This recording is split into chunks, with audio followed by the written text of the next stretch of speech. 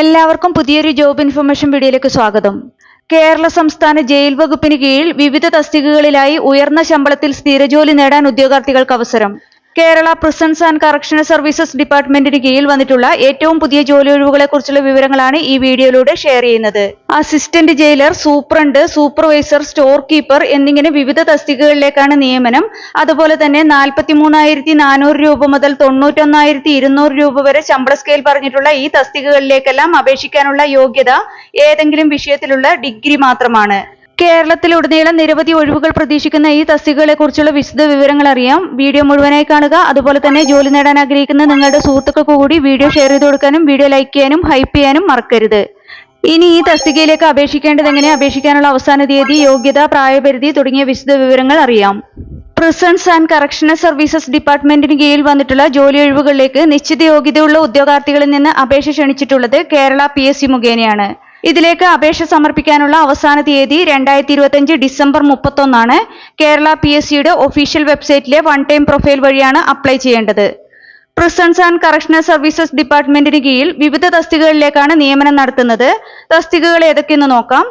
Assistant jailer grade 1, superintendent sub jail, supervisor open prison, supervisor borstal school, state institute of correctional administration വിഭാഗത്തിലേക്ക് lecturer, armourer, training officer, store keeper open prison എന്നിങ്ങനെയാണ് തസ്തികകളുള്ളത്. ഇതിലേക്കെല്ലാമുള്ള അപേക്ഷ സമർപ്പിക്കാനുള്ള category number 451/2025 ആണ്.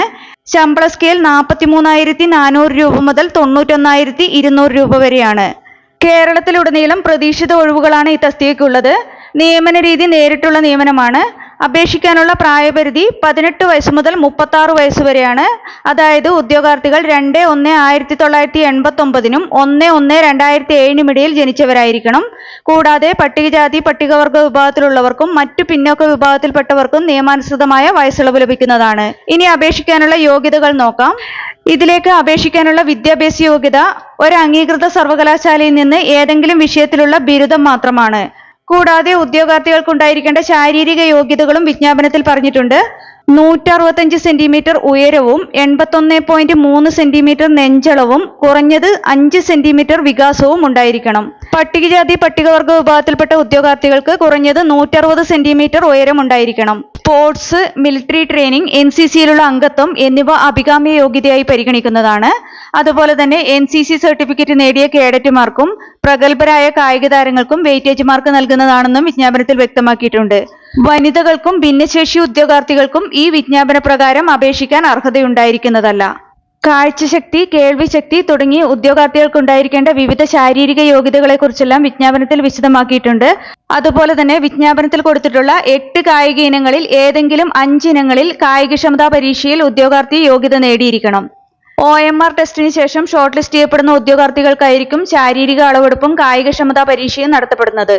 ഇതിലേക്ക് അപേക്ഷ സമർപ്പിക്കാനുള്ള അവസാന തീയതി 2025 ഡിസംബർ 31 കേരള PSCയുടെ ഒഫീഷ്യൽ വെബ്സൈറ്റിലെ വൺ ടൈം പ്രൊഫൈൽ വഴിയാണ് അപ്ലൈ ചെയ്യേണ്ടത്.